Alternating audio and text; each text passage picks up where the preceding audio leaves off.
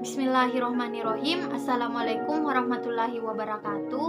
Hai guys, perkenalkan, nama saya Nirwana Akib, NIM 2120203887220005 dari kelompok 2 Prodi Tadris IPS TAE Fakultas Tarbiyah. Saya akan menjelaskan materi strategi pembelajaran kognitif. Adapun materi yang akan saya jelaskan yaitu yang pertama, pengertian strategi pembelajaran. Yang kedua, pengertian belajar strategi kognitif. Yang ketiga, penerapan strategi pembelajaran kognitif. Yang keempat, keunggulan dan kelemahan strategi pembelajaran kognitif. Nah, yang pertama yaitu strategi pembelajaran. Kata strategi berasal dari bahasa Latin, yaitu strategia, yang berarti seni menggunakan rencana untuk mencapai tujuan. Secara umum, strategi adalah alat, rencana, atau metode yang digunakan untuk menyelesaikan tugas. Menurut Miyarso, strategi pembelajaran adalah suatu pendekatan pembelajaran yang menyeluruh dalam suatu sistem pembelajaran berupa pedoman umum dan kerangka kegiatan untuk mencapai tujuan umum pembelajaran yang digambarkan dari sudut pandang filosofis atau teoritis studi tertentu. Sells dan Rickey menyatakan bahwa strategi pembelajaran adalah perincian pemilihan pengerutan peristiwa dan kegiatan belajar yang terdiri dari metode, teknik, serta prosedur yang memungkinkan siswa untuk mencapai tujuan. Menurut Romy Sky menyatakan bahwa strategi dalam konteks kegiatan pembelajaran memuat makna yaitu mengoptimalkan kegiatan belajar mengajar dengan memilih metode yang dapat mengembangkan kegiatan belajar siswa lebih aktif. Nah, dari beberapa pendapat di atas dapat dipahami bahwa strategi pembelajaran adalah keseluruhan pola kegiatan pendidik dan peserta didik dalam mewujudkan peristiwa pembelajaran yang efektif untuk mencapai tujuan secara efektif dan efisien, yang dibentuk oleh kombinasi urutan kegiatan, metode, dan media pembelajaran yang digunakan serta waktu digunakan dan siswa dalam kegiatan belajar.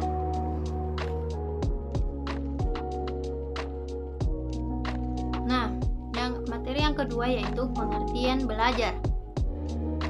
Belajar pada hakikatnya adalah suatu proses yang ditandai dengan perubahan individu, baik dari segi bentuk perubahan, pengetahuan, pemahaman, sikap atau perilaku, keterampilan, kecakapan, mental, kemampuan, dan aspek-aspek lainnya yang ada dalam pembelajaran individu. Belajar merupakan suatu perubahan pengetahuan, keterampilan, kecakapan, kebiasaan, sikap, dan tingkah laku sebagai hasil pengalamannya sendiri. Seorang yang belajar, maka responnya akan lebih baik. Nah, adapun ciri-ciri belajar sebagai berikut. Yang pertama, adanya keahlian baru atau adanya perubahan perilaku bersifat pengetahuan atau kognitif, keterampilan atau psikomotorik, atau nilai dan sikap atau efektif.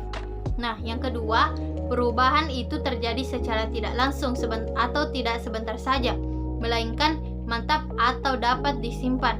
Yang ketiga, perubahan itu terjadi tidak begitu saja, melainkan harus ada usaha. Perubahan terjadi akibat interaksi dengan lingkungan. Dan yang keempat, perubahan tidak semata-mata oleh pertumbuhan fisik atau dewasa, tidak karena kelelahan, penyakit maupun pengaruh dari obat-obatan. Tujuan belajar adalah hasil belajar yang menunjukkan bahwa siswa telah melakukan tugas belajar yang pada dasarnya mengikuti pengetahuan, keterampilan, dan sikap-sikap yang baru yang diharapkan tercapai oleh siswa. Tujuan belajar merupakan suatu deskripsi mengenai tingkah laku yang diharapkan tercapai oleh siswa setelah berlangsungnya proses pembelajaran. Yang strategi kognitif.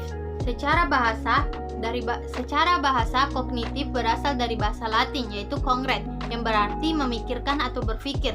Kognitif dalam dunia pendidikan dapat diartikan sebagai teori antara beberapa teori belajar yang memahami bahwa belajar adalah pengorganisasian aspek kognitif dan persepsi untuk memperoleh pemahaman. Dengan demikian, kognitif merupakan teori belajar yang mengutamakan proses belajar dibandingkan dengan hasil belajar. Strategi kognitif adalah cara yang dilakukan siswa untuk mempelajari materi atau memperoleh pemahaman yang mendalam tentang materi. dengan tujuan memperoleh informasi atau keterampilan terkait dengan agensi, tujuan, dan instrumen persepsi.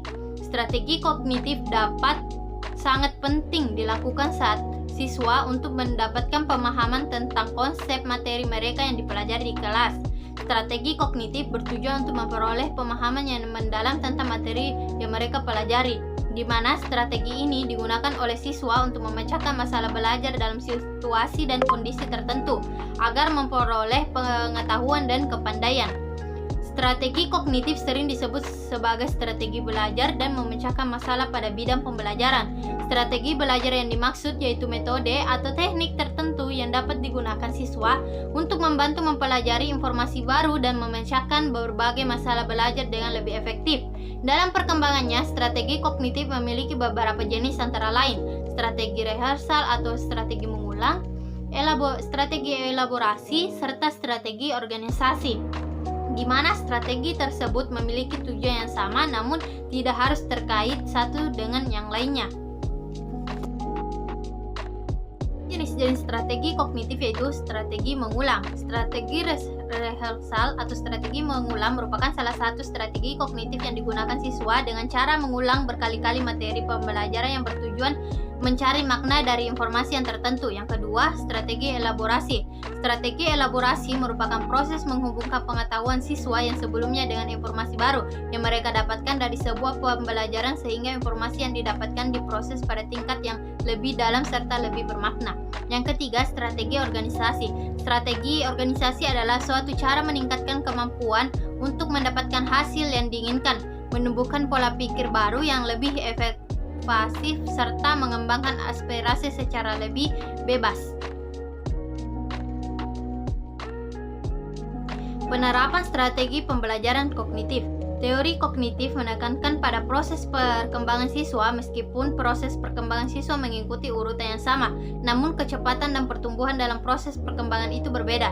Dalam proses pembelajaran, perbedaan kecepatan perkembangan mempengaruhi kecepatan belajar siswa. Oleh sebab itu, interaksi dalam bentuk diskusi tidak dapat dihindarkan. Pertukaran gagasan menjadi tanda bagi perkembangan penalaran siswa. Perlu disadari bahwa penalaran bukan sesuatu yang dapat diajarkan secara langsung, namun perkembangannya dapat disimulasikan. Tiga tokoh aliran kognitif secara umum memiliki pandangan yang sama, yaitu mementingkan keterlibatan siswa secara aktif dan belajar. Menurut Piaget, hanya dapat mengaktifkan siswa secara optimal. Maka proses asimilasi dan akomodasi pengetahuan dan pengalaman dapat terjadi dengan baik. Sementara itu, Brunner lebih banyak memberikan kebebasan kepada siswa untuk belajar sendiri melalui aktivitas menemukan atau discovery. Cara demikian akan mengarahkan siswa pada bentuk belajar induktif yang menuntut banyak dilakukan pengulangan. Hal ini tercermin dari model kurikulum spiral yang dikemukakannya. Berbeda dengan Brunner, Ausubel lebih mementingkan struktur disiplin ilmu. Dalam proses belajar, lebih banyak menekankan pada cara berpikir deduktif. Hal ini tampak dari konsepsi mengenai advanced organizer sebagai kerangka konseptual tentang isi pelajaran yang akan dipelajari siswa. Penerapan strategi pembelajaran kognitif yaitu yang pertama, belajar tidak sekedar melibatkan hubungan antara stimulus dan respons, tetapi lebih itu, belajar melibatkan proses berpikir yang sangat kompleks. Yang kedua, siswa harus diberikan kesempatan untuk belajar sesuai dengan kemampuannya, sehingga pemberian waktu belajar untuk setiap siswa harus lebih fleksibel. Yang ketiga, anak usia prasekolah dasar akan dapat belajar dengan baik jika menggunakan benda-benda konkret. Yang keempat, belajar akan belajar dengan baik dan kreatif jika guru memberikan kesempatan kepada siswa untuk menemukan suatu konsep atau pemahaman melalui contoh-contoh yang dijumpainya. Yang kelima, perkembangan bahasa besar pengaruhnya terhadap perkembangan kognitif anak. Penyusunan materi harus diatur dari yang sudah diketahui menuju kepada yang baru, dari yang sederhana menuju kepada yang kompleks, dan dari yang mudah menuju kepada yang sulit. Dan yang terakhir yaitu belajar memahami akan lebih bermakna daripada belajar menghafal. Adanya perbedaan individual pada diri siswa perlu diperhatikan karena faktor ini sangat mempengaruhi keberhasilan belajar siswa. Kelebihan pembelajaran kognitif. Yang pertama yaitu sebagian besar dalam kurikulum pendidikan negara Indonesia lebih menekankan pada teori kognitif yang mengutamakan pada pengembangan pengetahuan yang dimiliki pada setiap individu.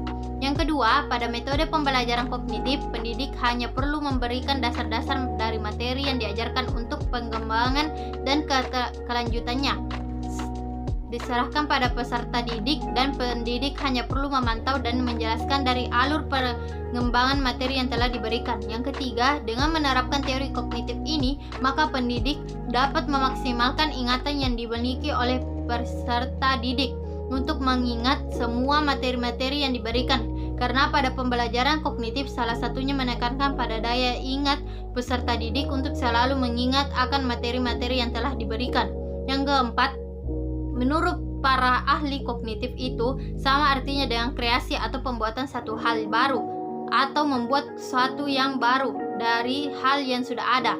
Maka dari itu, dalam metode belajar kognitif, peserta didik harus lebih bisa mengkreasikan hal-hal baru yang belum dapat atau menginovasi hal yang sudah ada menjadi lebih baik lagi. Yang kelima, metode kognitif ini mudah untuk diterapkan dan juga telah banyak diterapkan pada pendidikan di Indonesia dalam segala tingkatan. Nah, adapun kekurangan strategi pembelajaran kognitif. Yang pertama, pada dasarnya teori kognitif ini lebih menekankan pada kemampuan ingatan peserta didik dan kemampuan ingatan masing-masing peserta didik. Sehingga kelemahan yang terjadi di sini adalah selalu dianggap bahwa peserta didik itu mempunyai kemampuan daya ingat yang sama dan tidak dibeda-bedakan. Yang kedua, ada kalanya juga dalam metode ini tidak memperlihatkan bahwa peserta didik dalam mengeksplorasi atau mengembangkan pengetahuan dan cara-cara peserta didik dalam pencariannya, karena pada dasarnya masing-masing peserta didik memiliki cara yang berbeda-beda. Yang ketiga, apabila dalam pengajaran hanya menggunakan metode kognitif, maka dipastikan peserta didik tidak akan mengerti sepenuhnya materi yang diberikan.